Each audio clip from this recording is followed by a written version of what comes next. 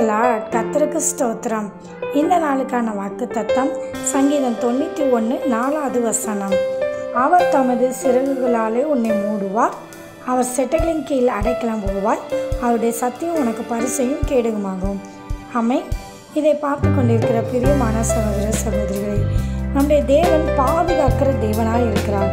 கோழி எப்படி தன் செட்டைக்குள்ளே வைத்து மறைத்து அந்த குஞ்சுகளை பாதுகாக்குதோ, அதே போல் கர்த்தர் அவருடைய செட்டைக்குள்ளே உங்களை வைத்து பாதுகாப்பேன் என்று வாக்கு கொடுத்திருக்கிறார்.